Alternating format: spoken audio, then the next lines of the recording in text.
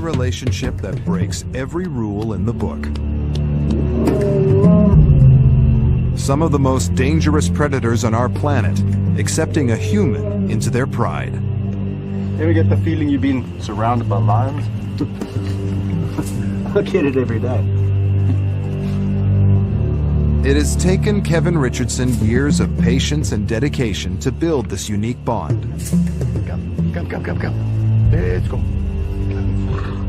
But keeping predators in captivity is fraught with difficulty.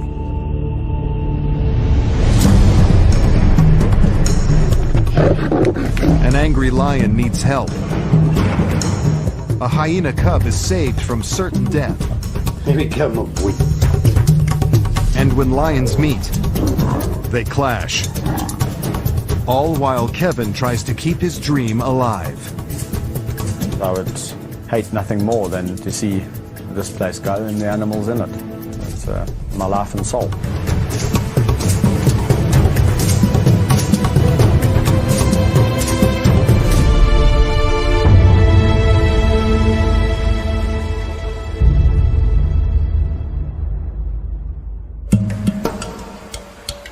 On the banks of the Crocodile River lies Kevin Richardson's 700-hectare private predator sanctuary.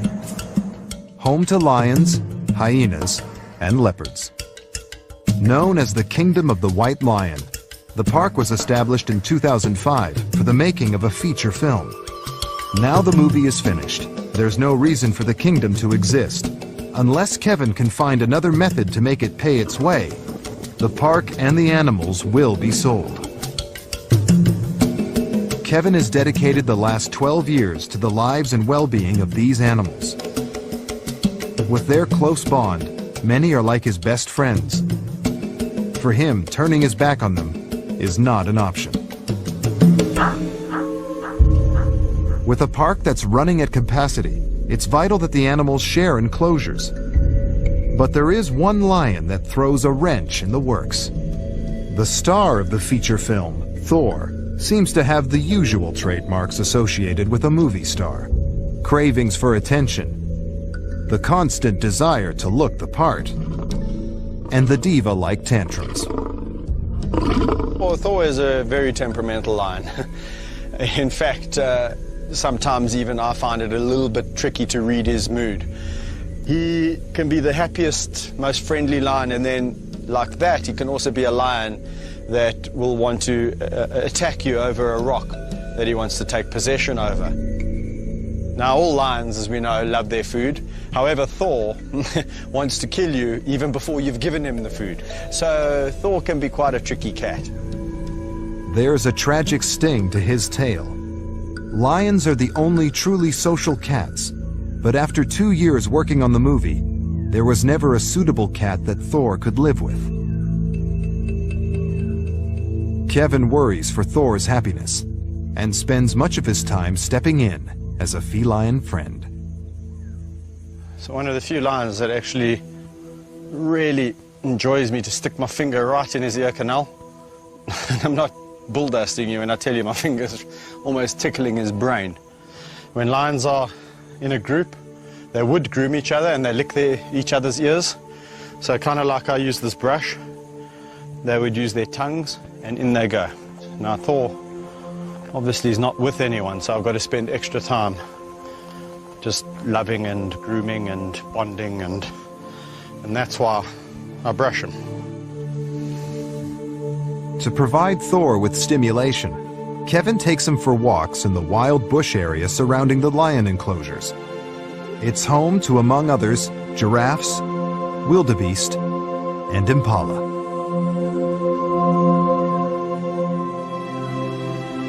Finding a suitable partner hasn't been easy, but Kevin's had a breakthrough. We finally found some suitors for Thor. 2 lionesses, Kusasa and Sabindi. He doesn't know it yet, but in a couple of days' time, he's going to be introduced to the lovely, tawny females. Hey? We've decided that they would suit Thor just fine. We're going to put them on the pill. Because we really don't want to be breeding any more lions over here at the kingdom, eh? But you'll still get the company. It'll be nice. On the other side of the kingdom, in the hyena clan, there's trouble. Mother matriarch Gina has been fighting for dominance with her daughter Oslo. Their power struggle ended in murder as they cannibalized each other's cubs. There's just one survivor, and Kevin has had to take drastic action.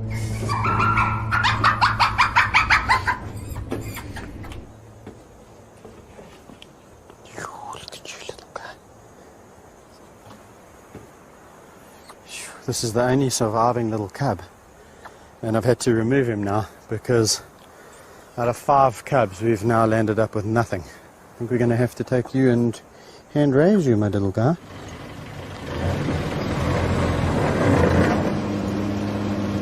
The responsibilities that come with taking a youngster away are tremendous, because now you are basically becoming its mother. So you immediately start thinking about the future. Where is he going to go once we've raised him to a level where he doesn't need to stay with us 24/7? A hyena is usually thought of as a vicious scavenger, and it's uncommon for them to be bred in captivity. It's even more rare for them to be hand-raised. Here we go, my boy.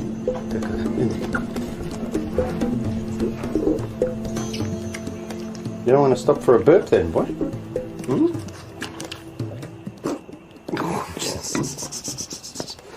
You're a greedy guts, that's why. You eat too quickly. You eat too quickly, my boy. I can feel all that air. Your stomach's hard, man. You need to get rid of that air. Okay, okay. Can you eat like a milkshake? Hmm? Unable to defecate by themselves, a hyena mother would stimulate bowel movement in her cubs. But without mother around, it's up to Kevin to lend a helping hand. They don't have the bowel movement or the ability to push it out on their own. So it'll come in another week or two. And you can feel now he starts to push. Once the, ooh, here he comes. Ooh, I can smell it. Not my favorite job, but one does get used to it. So after little Max, I think we're going to call him Max, has had a good feed and relieved himself, it's a perfect time and opportunity to introduce him to the dogs. Come, let's go and play.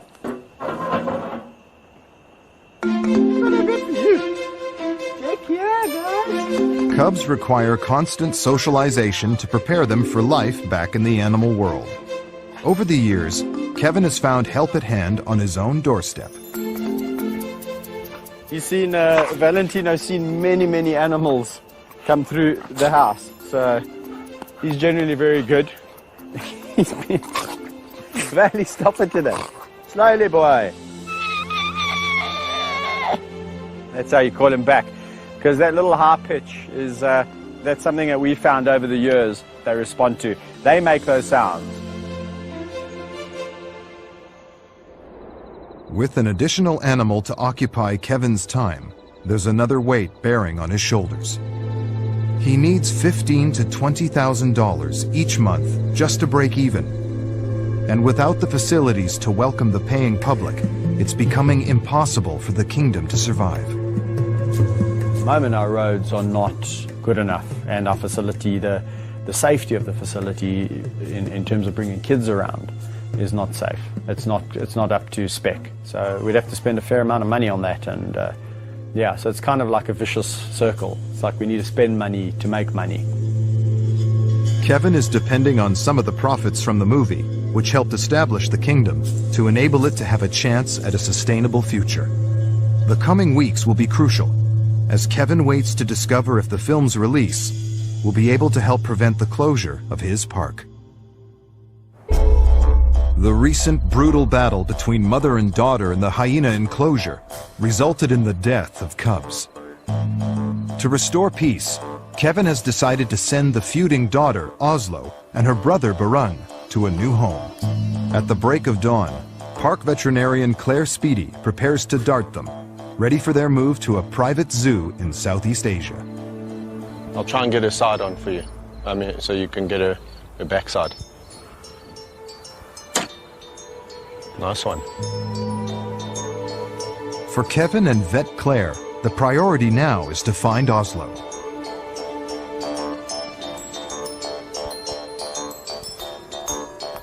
As Oslo's legs give way, Barun looks on nervously in the background.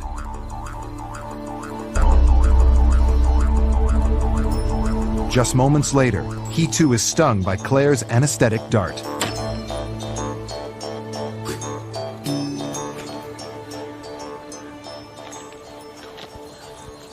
Okay, this is Oslo, and Oslo's obviously Gina's daughter, and she's the one that's been fighting with Gina a lot, although it's calmed down quite a bit lately.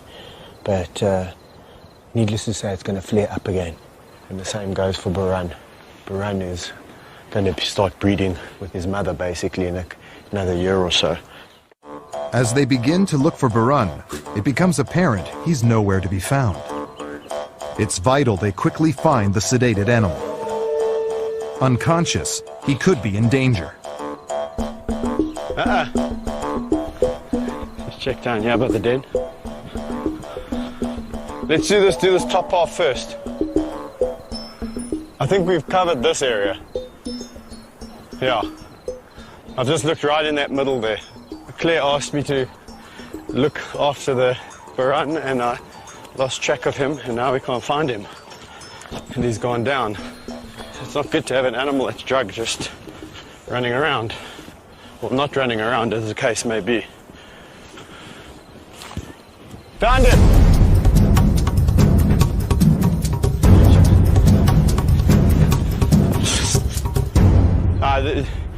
There's no ways he was here when I came last. There's no ways he was here. I came right past you. Okay, 2, 3. Up. Okay. Okay.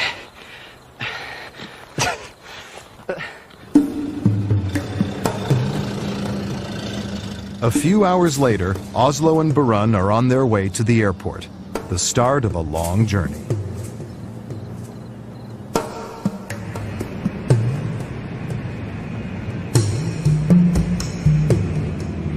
You know, you never like to see your animals go, but it's the reality, you know. If the numbers are getting too great and the complications with mother and daughter and mother and son, you know, it's just a necessary thing we have to do. And it doesn't, you know, people say it gets easier. It doesn't. At the moment they're calm. The ears are just going, what's that, what's that? So I must say, this is for me one of the worst parts about seeing these animals go, is just seeing what they have to go through to get to the new destination. But they seem calm, which is the main thing. As Oslo and Barun leave for their new home, Kevin is eager to get back to the kingdom, to find out if peace has been restored in the hyena clan.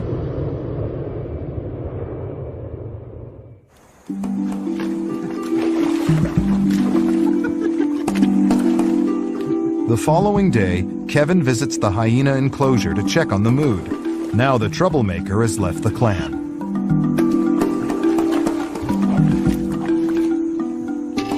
Are you peeing in the water, you terrible thing? It's disgusting. Out you get. Out you get.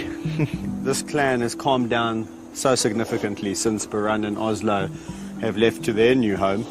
Almost overnight. It was like the old days. So there's definitely something there with Oslo, and especially Gina. You know, that whole challenging for the throne, so to speak.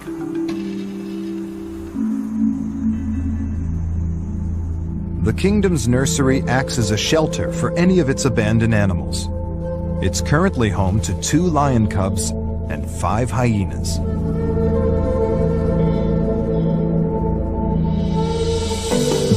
Rodney Nambakana, Kevin's right-hand man, has gone there to collect orphan males Mafumu and Vayetsi.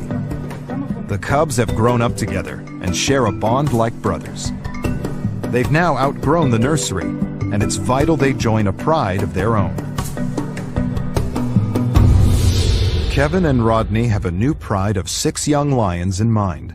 However, following an attempt to introduce Mafumu and Vayetsi to the 3 rowdier members of this group, complications arose. The cubs were met with hostility. Kevin and Rodney have decided to reintroduce them to the unruly members individually, in the hope that this will prevent bullying. They start with leader, Bandit. Oh, this should be interesting. Mafumu places a reassuring paw on his friend and takes charge.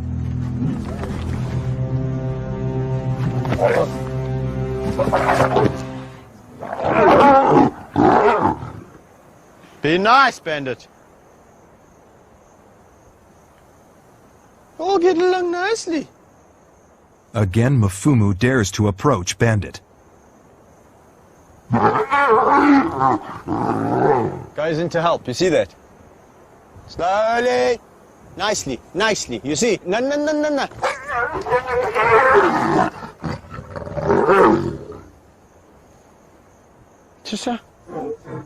I don't think he really wants to get into a ferocious fight. He's already got a nick on his lip from one of the little guys.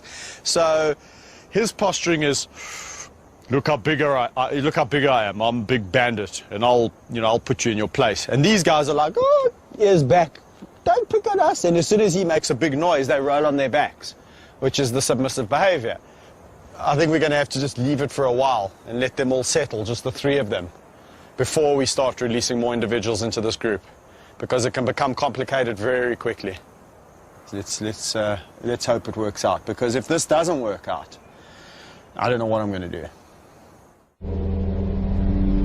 do. Kevin Richardson is not just passionate about his own lions, but is also involved in a conservation project to preserve wild predators. As a qualified pilot, he's received a request to help the sponsoring organization and heads 805 kilometers north to Botswana.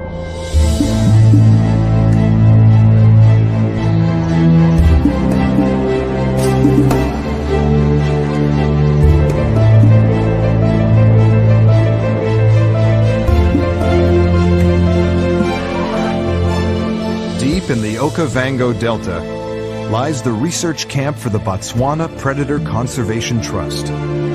Set up to study the interaction between all the species of large predators in northern Botswana, it's coordinated by Andrew Stein. These things are living creatures and they have a place in this world, and we need to understand what they do, where they go, so that we can conserve them and make sure that life continues. Andrew has had difficulty finding the main pride. They're hoping to locate them from the air.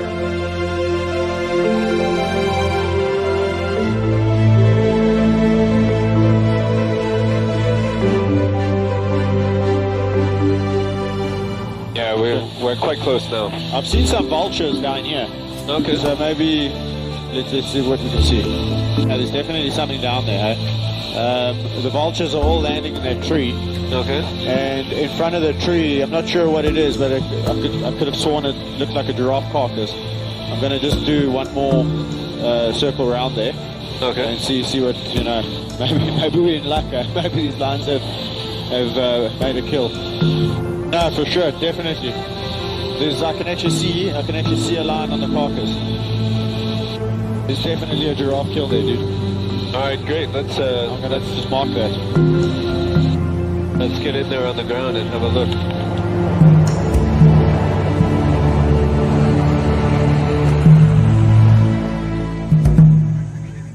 Armed with their radio equipment and coordinates of the kill, they head into the bush to find the pride.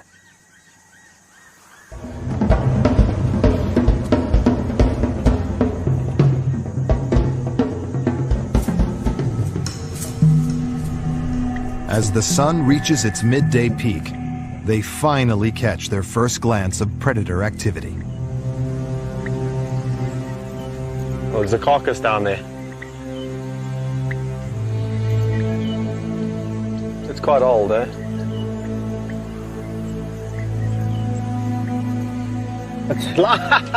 There he is. I can see him from here. Having tracked the male, they cautiously move in closer to try and catch sight of other pride members.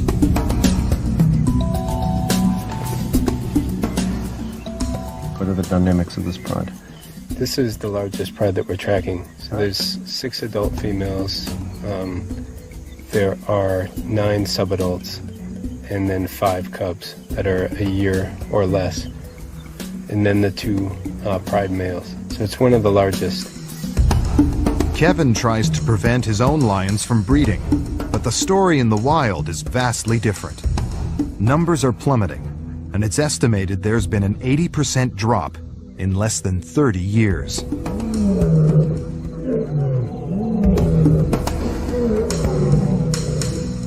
Although Kevin has a close bond with his own hand-raised lions, it would be a death wish to attempt physical contact with any others. Thanks to Kevin's help, Andrew is able to rediscover his main pride and keep his conservation efforts on track.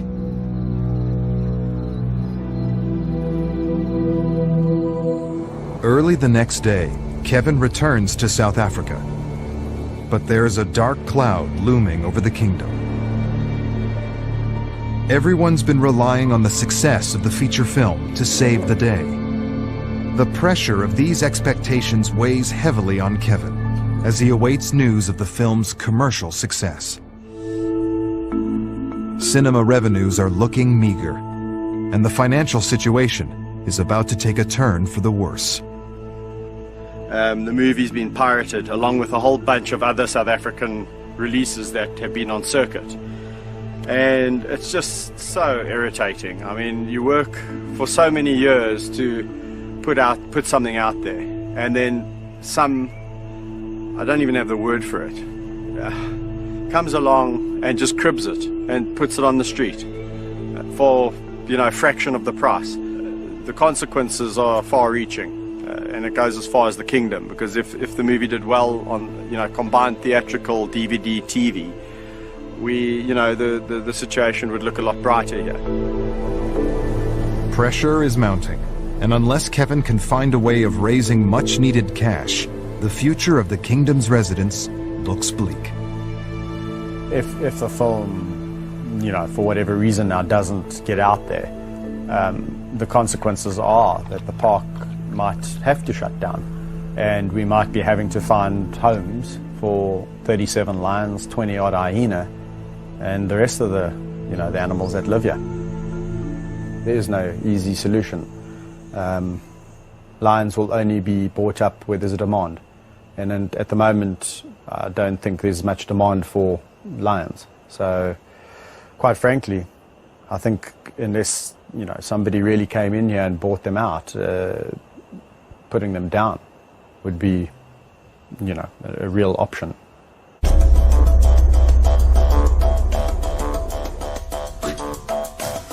Sisters Kusasa and Sabindi's move to join Thor, the lonesome bachelor lion, is imminent. The vets have arrived to tranquilize the lionesses and administer long-term birth control.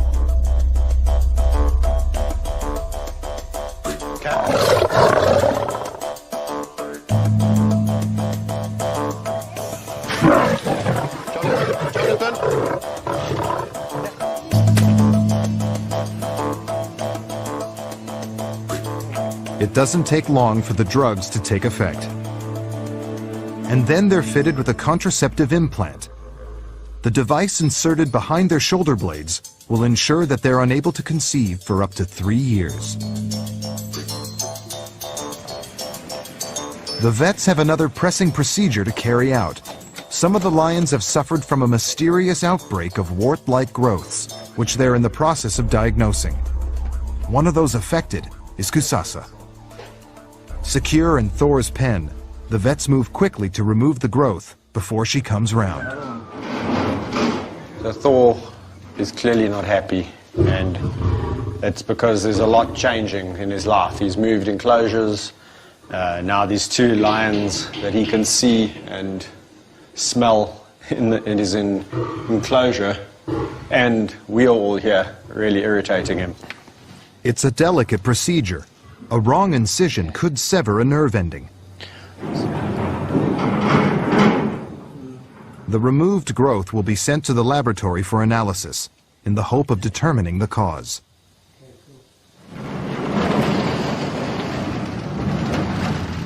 As the lionesses sleep off the drugs, Thor still seems disturbed by their presence. In less than 24 hours, they will be joining this angry cat. Meanwhile, Kevin and his wife Mandy think they've found a new plan to keep the park from closing. We've had a lot of inquiries into people just wanting to come out and help on the farm. So we thought, why not, you know?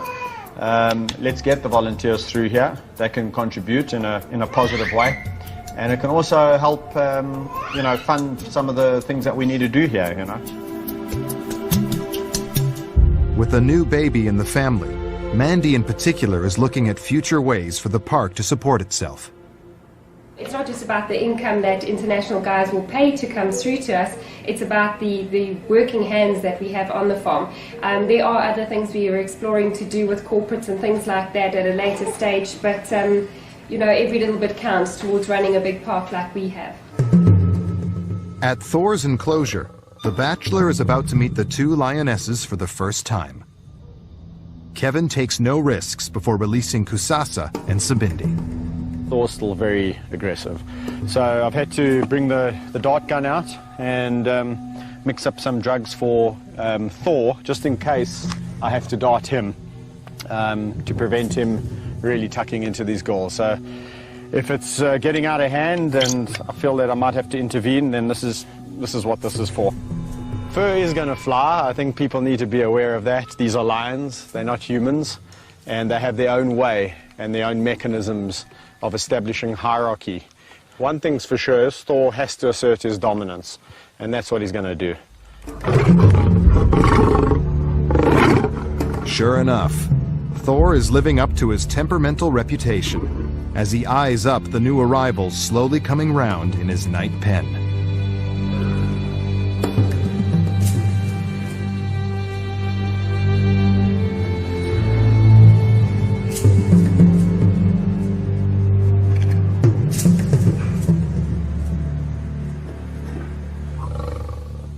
Prepared for the worst, Kevin opens the hatch, allowing the lionesses to run out.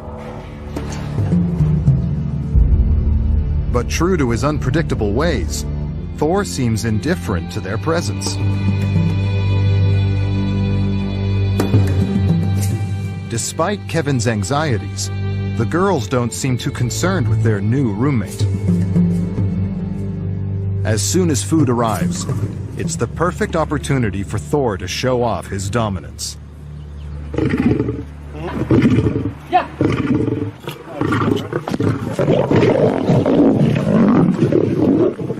But on this occasion, he's met his match, as Kusasa grabs the lion's share.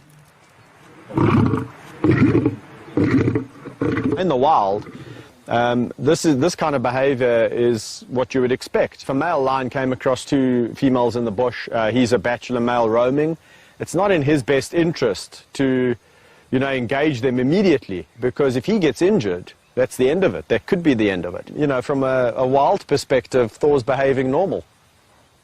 Establishing a hierarchy will take some time, but in this encounter, the lionesses appear to be dominating.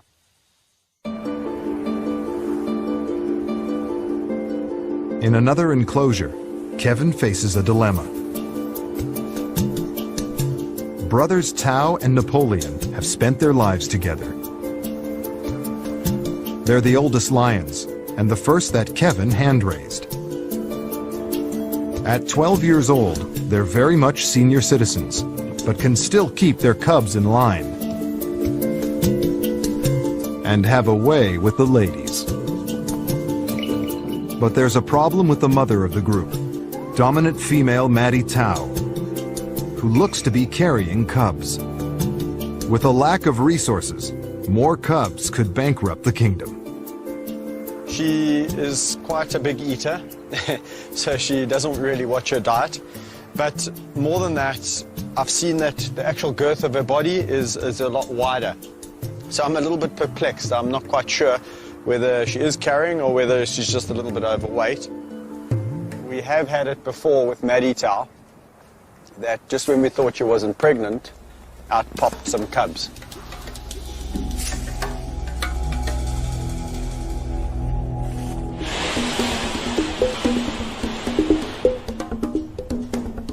Maddie Tao has been separated from the pride. Fitting her with a new contraceptive implant is the only option. It will ensure she can't conceive, but also won't damage any existing fetus. Vet Jonathan Fish darts her.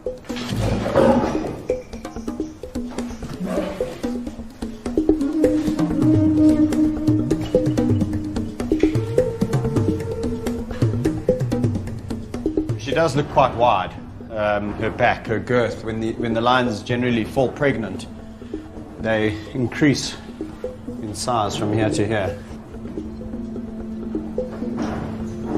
She's fat. She's fat. Don't call her fat. Shame, Maddie Tao. You're just well fed. Kevin remains convinced she's pregnant. Only time will tell who's right. There's danger at the kingdom of the white lion. The lives of the many other animals in the park's bush area are at constant risk from poachers. Poaching is a huge problem for wildlife parks in South Africa, and the kingdom is not immune. Rodney is on poaching patrol. During a recent search, they found 20 traps, all intending to kill their animals. One side of the park has got fences and one side of the park has got the river, which basically makes us very vulnerable to poachers because they've got clean access or easy access through the park, so to speak. And also because the animals, this is where they like to drink. It doesn't take them long to discover a potentially lethal snare. There's a game path here, so usually the poachers will like to put the snares where the animals walk through, and basically the animal, without seeing the snare, would basically walk through the snare. You can see this here is the snare here. At this height would probably get caught in the neck, and the more the animal pulls away, the snare closes and just suffocates it. Today they remove just one snare, but the risk of poachers is an ever-present threat in the park.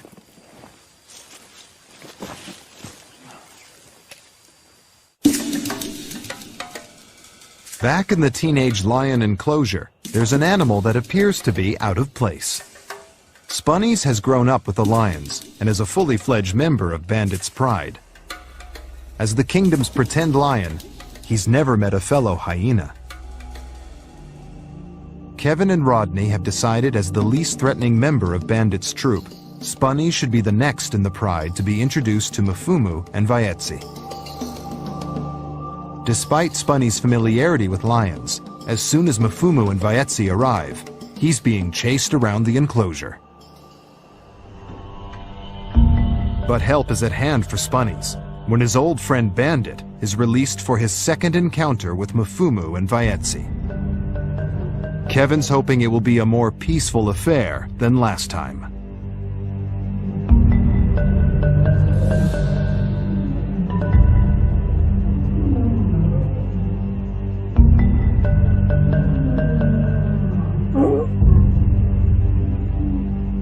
The group quickly settle down and form a truce. Kevin and Rodney now feel they can introduce Bandit's highly strung sister, Gabby.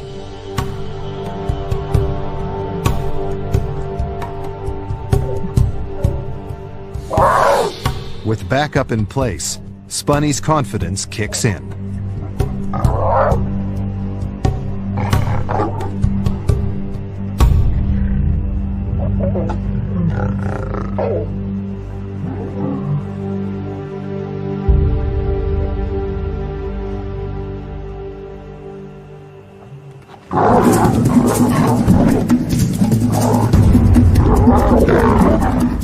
Enraged, Gabby riles Bandit, and both lay into Mfumu.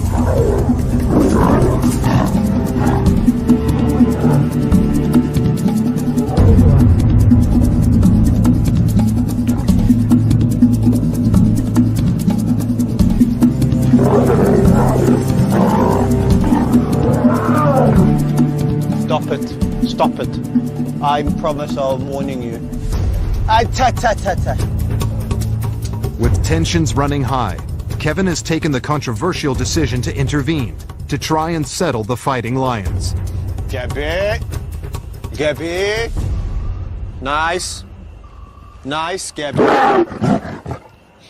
She's such a cow. With Gabby's vicious temper spurring on Bandit, Kevin and Rodney worry for Mafumu and Vayetsi's safety. It's vital for the cubs' survival that they come up with a plan B.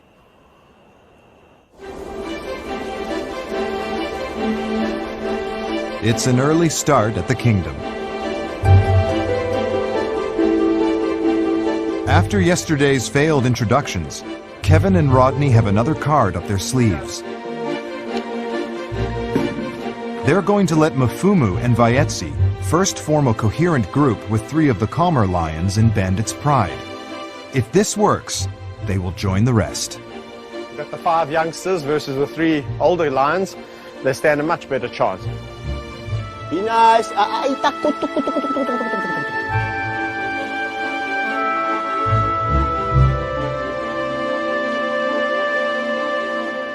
As time goes by, the tension's easing, it's getting easier and easier.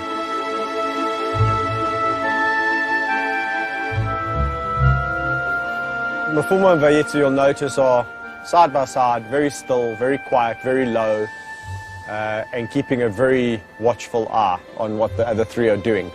It's a good sign from them. It's been a successful morning for Mafumu and Vayetsi.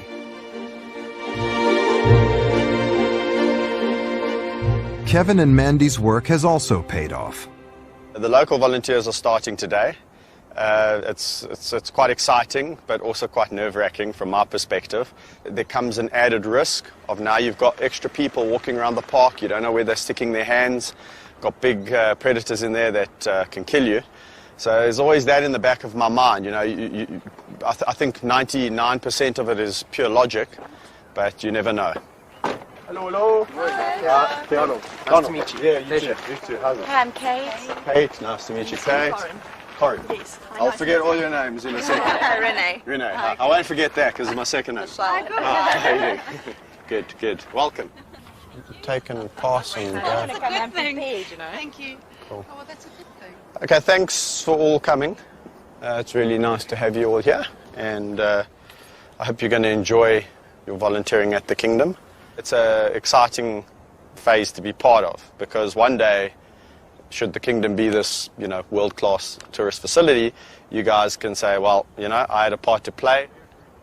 Following their induction, the volunteers are taken on a tour of the park and are eager to see Kevin interact with the animals. So Alex, Kaiser, Siam. Siam's a really fantastic tawny lion. Hello, Kaisi. Are you in a good mood today, boy? Oh! Okay, so he looks like he's in a good mood. Kaiser, to give you an example, come, boy. Come, Sami. Sami. Oh. So lions will do everything in their time. There's no such thing as human time, and if you want to push them, then you've got another thing coming.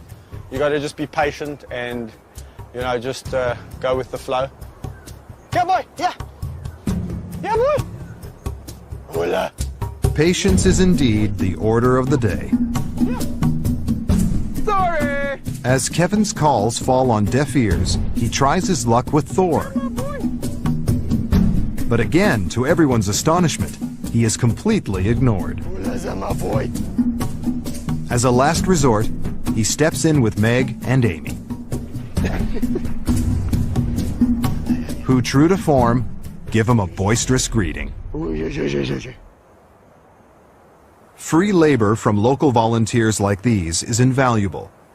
But if the park's going to survive, then Kevin and Mandy will have to come up with more radical plans.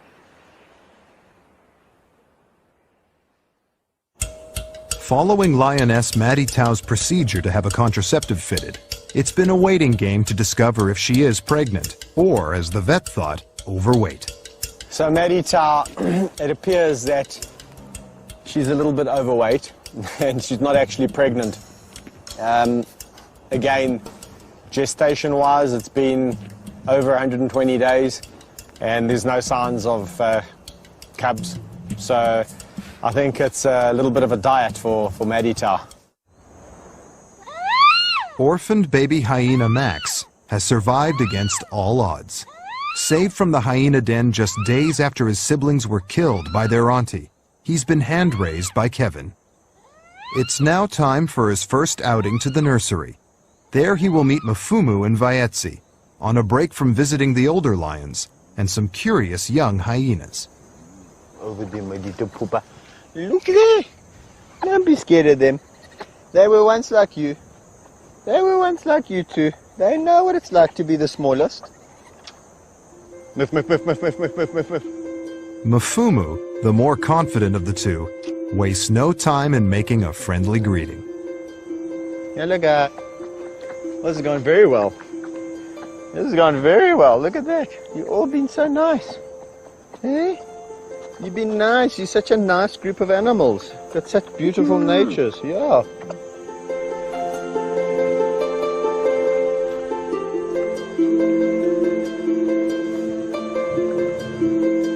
Slowly.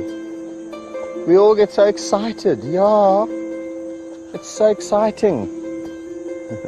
All Woody's trying to do is exert her dominance. She's the oldest female here. So at this stage, she's the most dominant. Max is a little male, and she's just saying to him, listen, I'm the boss here. So if you come to my group, my clan, which involves 2 lions, I'm still the boss. Just as the youngsters settle down, Mafumu decides to show his affections.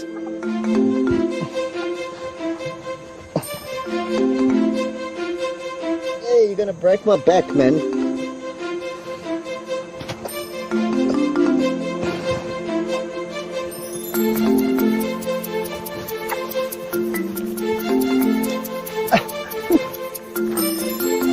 Okay, get off me, Mafumu. All right. Enough. Goodbye. Bye, guys. I think Max has really done well. He's gone in there with the right attitude. If he went in there with this aggressive, cocky attitude, then they would sort him out very quickly. He went in there all submissive and cute, and hey, how can they not like that cute face? Hey, I'm just a youngster, yeah. Yes, I just want to be accepted.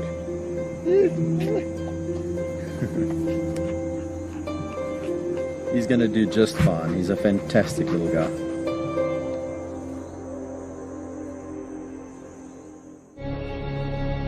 As life at the kingdom appears to settle down, there is about to be some tragic news.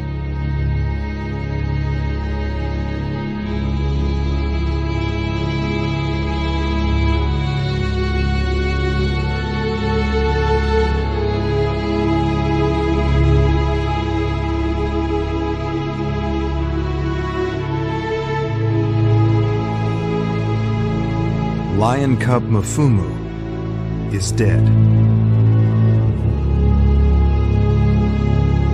They will need to search for clues to solve the mystery of his death.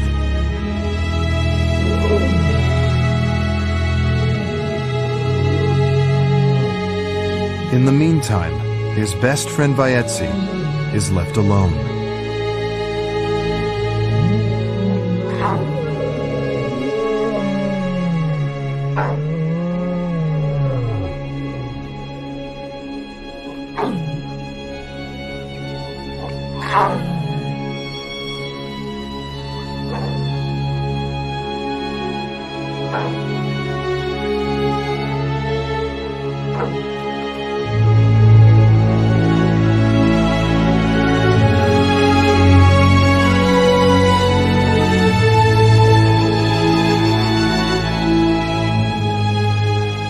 Just when you think you've got everything in order,